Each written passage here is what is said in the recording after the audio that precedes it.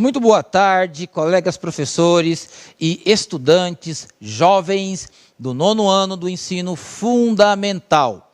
Hoje, nessa tarde de sol, nós continuaremos estudando e desenvolvendo as habilidades necessárias aí no objeto de conhecimento chamado modernização, ditadura civil-militar no Brasil e redemocratização. Nós estamos trabalhando esse tema algumas aulas e nós precisaremos também aí, em algumas aulas, voltar para alguns pontos específicos, porque nesse momento nós estamos trabalhando aí de uma maneira mais geral esse período do Brasil, que vai aí de 1964 a 1985, mas nós também gostaríamos de tratar alguns detalhes desse período histórico e também muito importantes para o nosso desenvolvimento. Nós agora trabalharemos com vocês aí as habilidades que nós iremos desenvolver. A habilidade do currículo paulista, habilidade 21, identificar e relacionar as demandas indígenas e quilombolas como forma de contestação ao modelo desenvolvimentista da ditadura militar, ou seja, dentro desse período chamado ditadura civil-militar, nós iremos trabalhar aí as demandas dos indígenas e dos quilombolas, ok? Vamos lá então, dar continuidade à nossa aula. Os nossos objetivos que trabalharemos hoje serão discutir a emergência de questões relacionadas à memória e à justiça sobre os casos de violação dos direitos humanos, compreender o processo histórico da ditadura militar até 1985, analisar as principais formas de resistência e as demandas indígenas e quilombolas, ou seja, o tema ditadura civil-militar é um tema extenso, amplo, é igual Segunda Guerra Mundial, quando nós começamos a lecionar, falar sobre Segunda Guerra Mundial, quando você vê o tempo já foi, e aí você tem aquela sensação de que você não produziu muita coisa, porque é um tema contemporâneo, amplo, de diversas fontes, nós podemos analisar aí a partir de diversos ângulos. Por essa razão nós iremos continuar trabalhando esse tema e olhando algumas nuances importantes. Hoje trabalharemos a questão da violação dos direitos humanos e as demandas quilombolas e indígenas aí da década de 60, ok? Como nós sempre continuamos, como nós iniciamos as aulas do 9º ano, sempre com a questão problematizadora ou uma questão disparadora que motiva, incentiva a pesquisa e ao conhecimento. Com a questão disparadora, essa que está na lousa, nós vamos aí analisar os conhecimentos prévios que vocês já possuem. Eu já acredito que essa questão já deve ter aparecido em aulas anteriores. O que você já leu sobre os direitos humanos? Você já leu alguma coisa sobre os direitos humanos? Um livro, um cartaz, um folheto? Foi no livro didático? Você já assistiu algum filme, documentário? O que você aí sabe? O que você sabe sobre os direitos humanos? Ok? 1 minuto, já voltamos.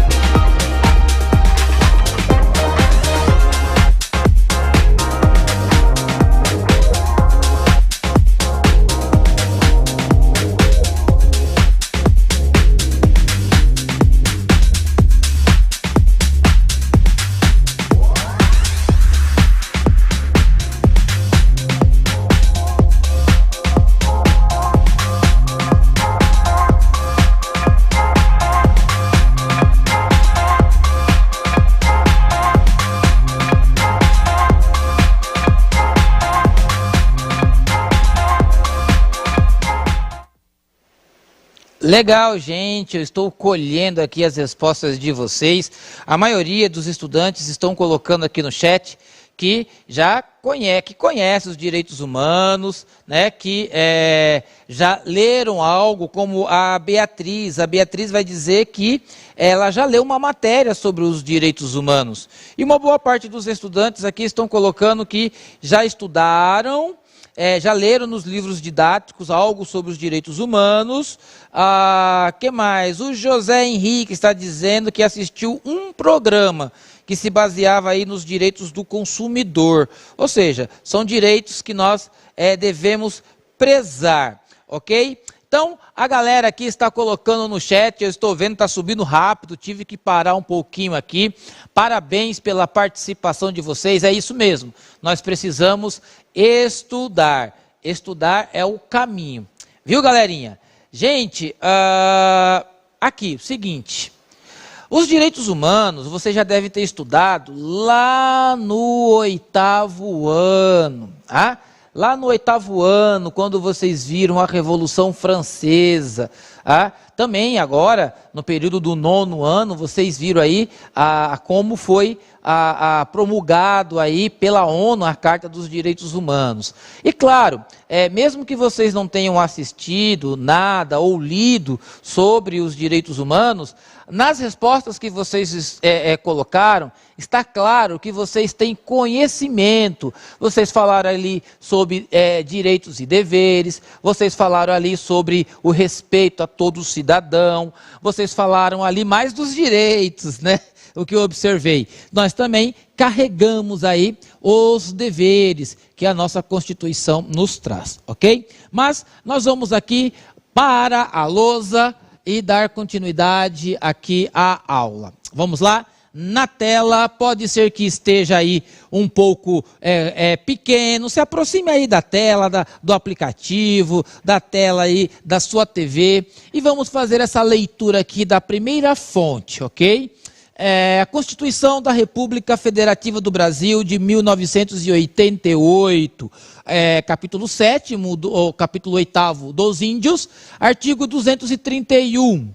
São reconhecidos aos índios sua organização social, costumes, línguas, crenças e tradições, e os direitos originários sobre as terras que tradicionalmente ocupam, competindo à União demarcá-las, proteger e fazer respeitar todos os seus bens.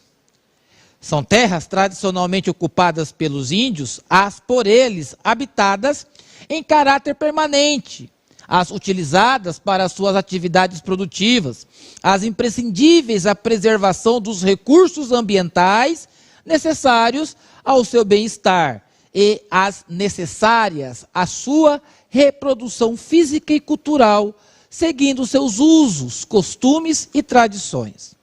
As terras tradicionalmente ocupadas pelos índios destinam-se à sua posse permanente, cabendo-lhes o usufruto exclusivo das terras, das riquezas do solo, dos rios e dos lagos nelas existentes. As terras de que trata esse artigo são inalienáveis e indisponíveis, e os direitos sobre elas são imprescritíveis. Ou seja, esse capítulo 8º da Constituição, aí no artigo 231, está trabalhando os direitos dos povos indígenas, está promovendo, está ali decretando que os povos indígenas possuem direitos. Preste bem atenção nesse texto que nós lemos, né, na explicação que o professor está fazendo pausadamente, porque nós teremos uma outra fonte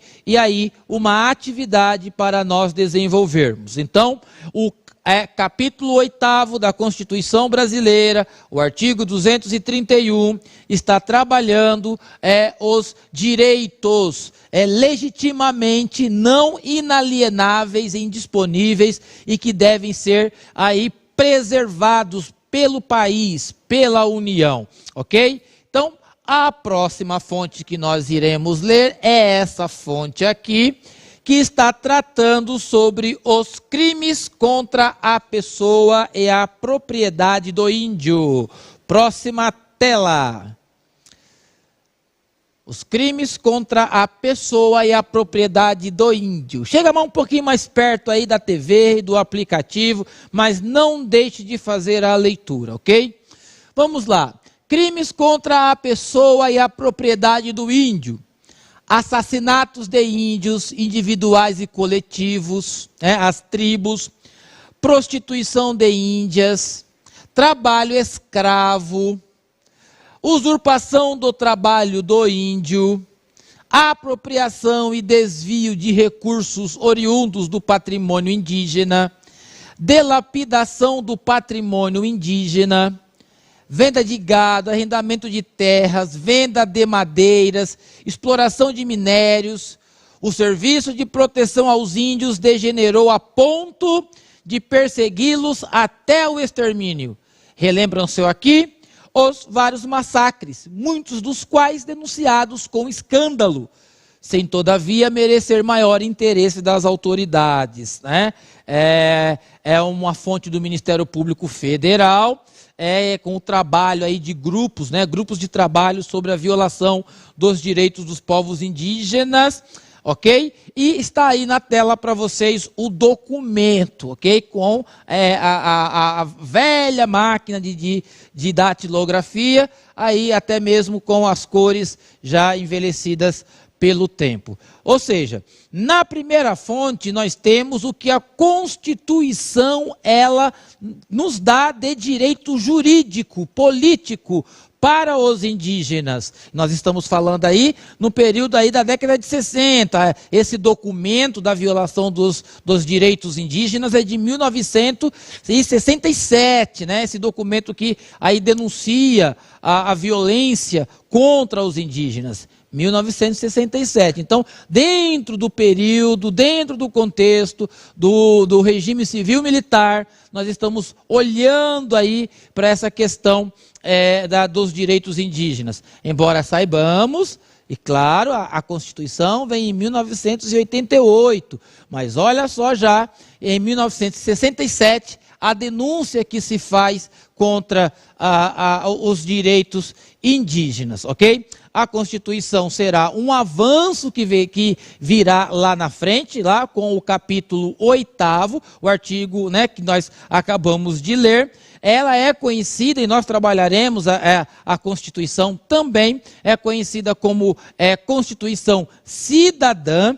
E aí nós estamos olhando esse lapso aí que teve com a questão dos direitos indígenas no contexto aí do regime civil-militar, ok? Então nós temos duas fontes, primeira, a Constituição lá na frente, e aqui essa fonte de 1967, que já denuncia os direitos que os indígenas não tiveram nesse período e a forma violenta aí de desapropriação dos seus territórios e extração das riquezas das suas terras.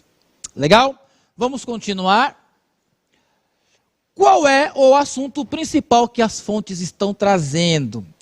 As fontes que vocês acabaram de ler. Primeiro, a Constituição. Segundo, ali, aquele documento do grupo de trabalho de violação aí aos direitos indígenas. Qual é o assunto principal que as duas fontes estudadas, nos apresentam? Vou deixar 2 minutos e eu quero ver a participação de vocês aqui no chat. Vamos lá, garotada, estudantes, 2 minutos.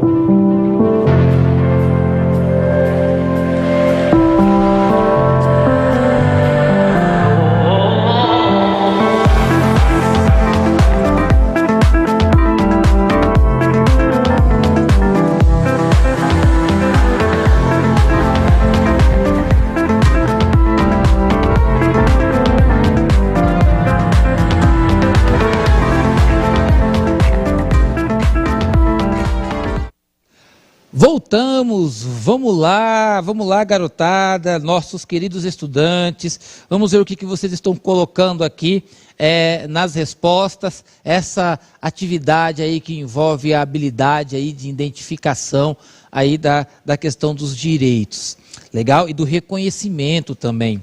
Contribuição aqui do professor Mateus. Ele diz o seguinte: as maiores vítimas da ditadura militar foram os povos indígenas e os camponeses.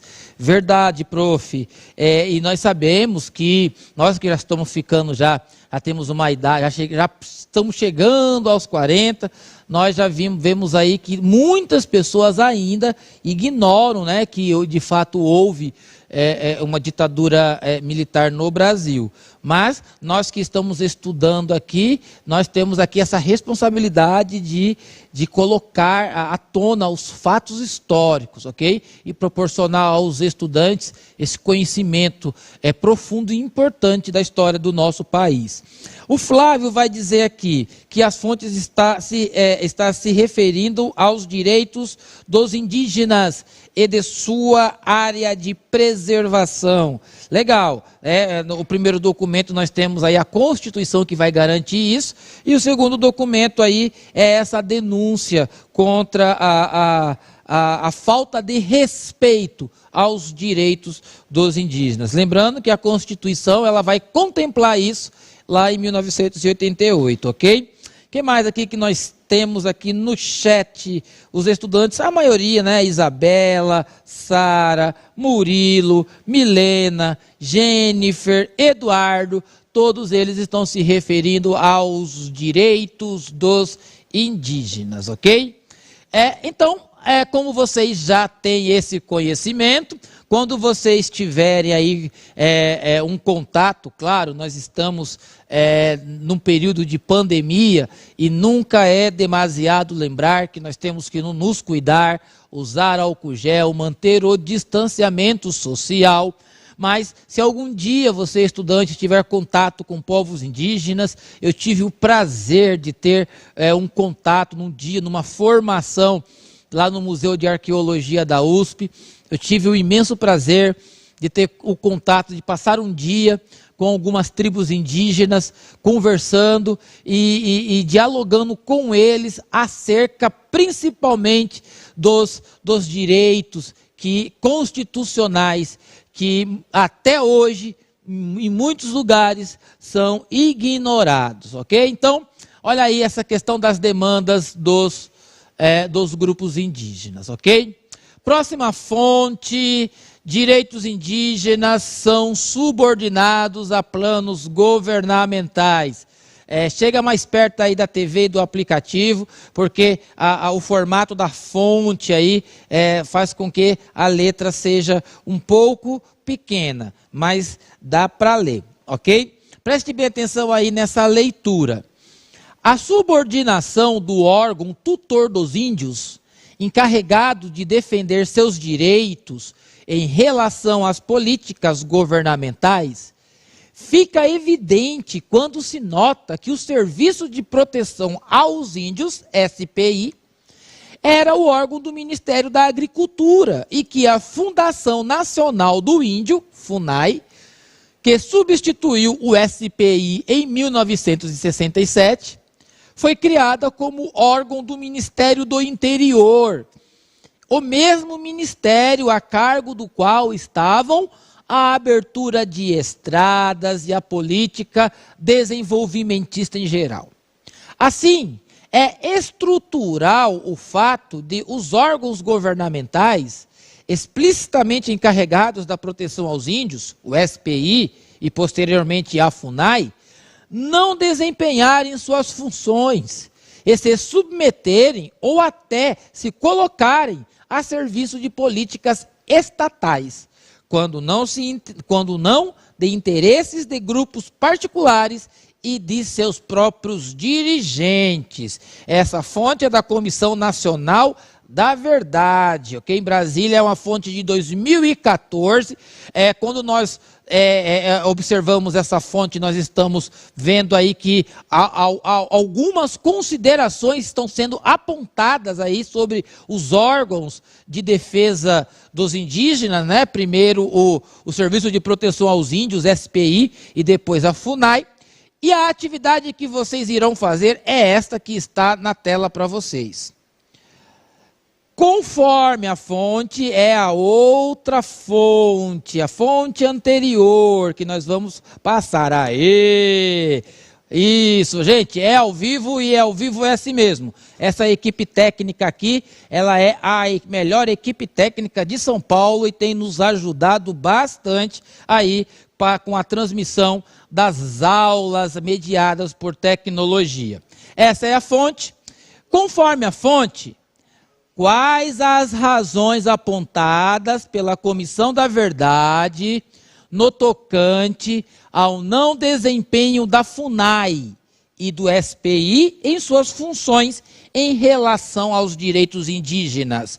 Preste bem atenção na pergunta. Conforme a fonte, que você vai ler novamente, quais as razões apontadas pela Comissão da Verdade no tocante ao não desempenho da FUNAI e do SPI em suas funções em relação aos direitos indígenas? Você precisa ler com calma. Então, para você fazer essa atividade, eu vou te dar 2 minutos e meio, ok? Coloque boas respostas, respostas contextualizadas, e já voltamos para apreciar, contextualizar e valorizar as respostas de vocês, ok? 2 minutos e meio, e façam com vontade aí a atividade.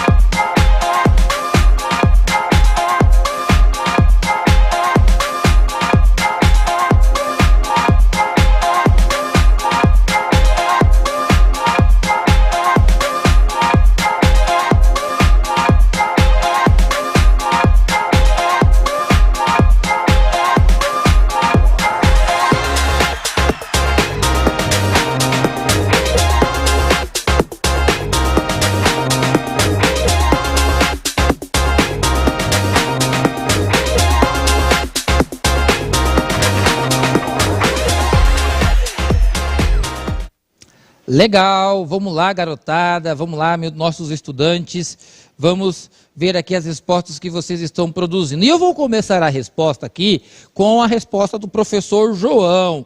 Obrigado, professor João, pela sua contribuição.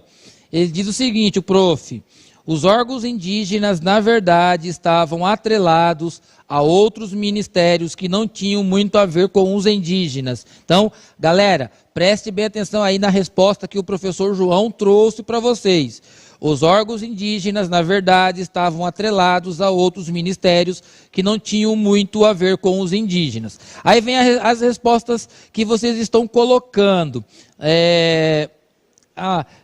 Renan, olha que legal, Renan. O Renan diz que a avó dele, né, visitou em Manaus índios. E ele também, olha que legal, parabéns, né? É bem legal ter contato com a cultura indígena, né, gente?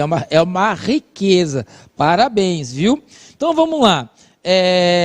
Outros estudantes, Fernanda está colocando aqui a questão dos indígenas e a falta, né, o desrespeito aos direitos deles.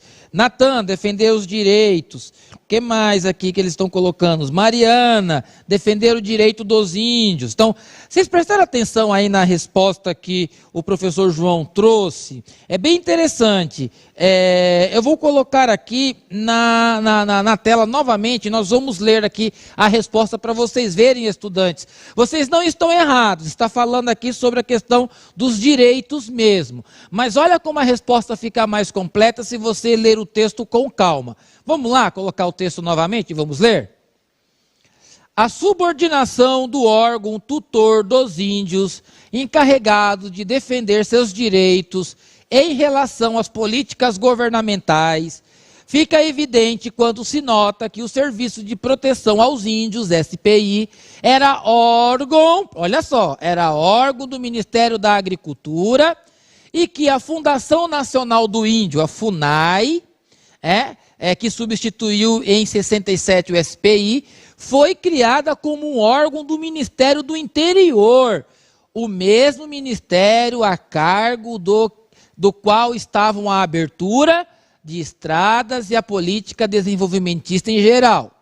Assim, é estrutural o fato de os órgãos governamentais explicitamente encarregados da proteção dos índios, olha só, assim é estrutural o fato de os órgãos governamentais explicitamente encarregados da proteção aos índios, o SPI e posteriormente a FUNAI, não desempenharem suas funções e se submeterem ou até se colocarem a serviço de políticas estatais, quando não de interesses dos grupos particulares e de seus próprios dirigentes.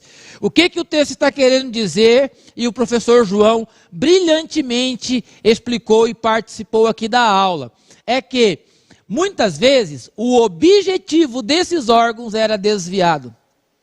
Era desviado porque eles estavam atrelados a órgãos ministeriais que, como disse o professor João, não representavam, não estavam diretamente ligados à questão indígena. Então, esse texto-fonte está nos mostrando aí o quão difícil foi o órgão aí, no caso a FUNAI, né, que foi criada aí, e foi substituir o SPI em 67, de se dedicar exclusivamente à questão indígena.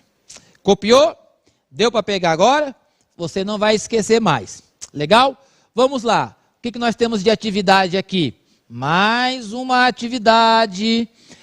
Esse documento nós já vimos, não é? Acabamos de ver esse documento. Esse documento é aí o resultado aí do grupo de trabalho de violação dos direitos dos povos indígenas, dentro desse período aí, em 1967. Nós já lemos esse documento, não vamos ler de novo, mas ele vai ficar aqui na tela para você fazer a seguinte atividade. Cite 3 direitos constitucionais em relação à pessoa e à propriedade do indígena que você acredita estarem sendo violados, tira o são daí, que foi um erro, violados, ok? Entre os direitos constitucionais em relação à pessoa e à propriedade indígena, qual desses está sendo violado aqui nesse documento, né? Na apresentação desse documento? Tá fácil, eu vou deixar 2 minutos para vocês responderem, ok?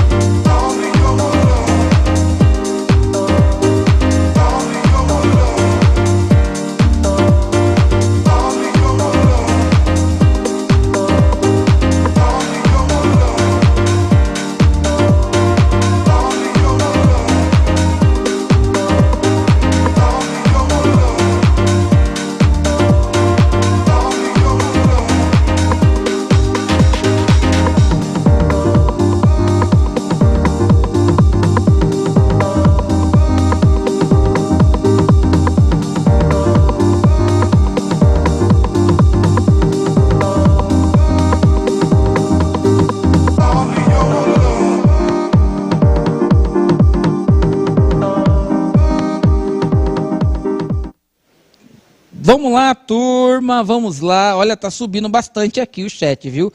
Parabéns, a participação de vocês está bastante interessante. Eu vou parar aqui e vou me concentrar agora nas respostas de vocês, ok? Parou. A Flávia vai dizer o seguinte, ela vai falar sobre a dilapidação do patrimônio indígena. É isso que ela está observando aí como direito do indígena que vem sendo violado. O Oliver vem dizendo, estão violando o seu território. A questão da prostituição também e o trabalho escravo. Olha só como o indígena vem realmente sofrendo. Outras atividades, outras respostas, vamos ver aqui. Gustavo vem falando sobre a questão aí da prostituição entre os indígenas, o trabalho escravo aí no sentido, não, o índio não é escravo aqui, né? No sentido lá da escravidão, lá do império, né? Mas é claro que as relações de poder que existe aí e depredação do território indígena acaba aí sufocando, né, o indígena. Então, vocês possuem bastante atividades legais e nós já vamos encerrar a nossa aula de hoje. Ficou bastante coisas para nós trabalharmos, mas vamos ver aqui, aos 18 dias do mês de junho de 1978, nasceu o Movimento Negro Unificado, que se tornou símbolo na luta contra a violência racial, em um momento no qual a ditadura militar assumiu sua forma mais regressiva. O movimento negro foi perseguido pelo regime e acusado de ser antipatriota e imitador do movimento negro norte-americano. Ou seja, o movimento negro unificado, a resistência aí que surge contra a violação dos direitos indígenas. Gente, olha, nós temos um vídeo para passar, nós vamos passar ele agora, tá? Que é o vídeo aí de uma estudante que tem colaborado aí com as atividades, com a metodologia ativa, e ela fez um trabalho legal aí sobre a questão de relacionar a crise financeira, a crise, né, a pandemia com a indústria e o comércio, que foi um trabalho que eu pedi. Gente, vamos aí ver o trabalho da aluna Angélica. Olá, boa tarde. Meu nome é Angélica. Sou da série 9º ano 2, eu estudo na escola José Ferraz, de Limeira. Vim aqui a pedido da minha professora Heloíse e da minha tutora Luciene, para mostrar um pouco sobre o que a gente está estudando na nossa matéria de História, que é sobre as indústrias e o comércio, o quanto eles perderam e o quanto eles lucraram. Aqui é um pequeno texto que eu fiz. Aqui, ó, eu vou ler. Com a pandemia, a produção industrial caiu 18,8% em abril. Foi a queda mais intensa já registrada desde o início da série histórica em 2002, pois somente produtos alimentícios, farmacêuticos e de higiene e limpeza tiveram alta, como também de caixões e bicicletas ergométricas cresceu. Aqui dá para se ver aqui um pouco aqui esse verde mais escuro é as indústrias e o verde mais claro é o comércio. Aqui em março dá para ver que os dois tiveram uma queda muito grande. Em abril só a indústria caiu e o comércio aumentou muito bem. Entendeu? Aqui é um pouco do que a gente está estudando. Legal, e essa atividade é da Angélica Salles, da Escola de Tempo Integral Professor José Ferraz Sampaio, Penteado, Limeira.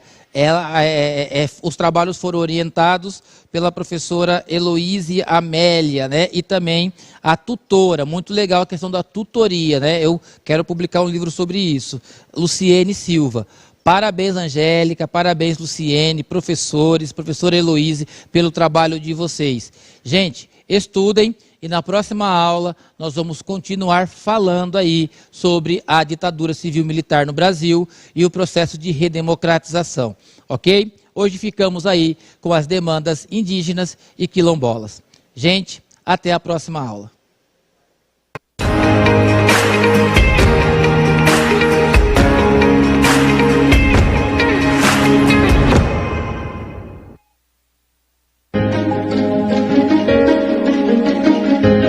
A escola pode estar distante, mas as aulas não.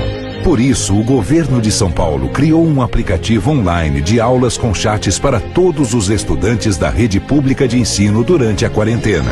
O acesso à internet é gratuito e você ainda pode assistir às aulas ao vivo nos canais digitais da TV Cultura. Baixe o aplicativo e estude.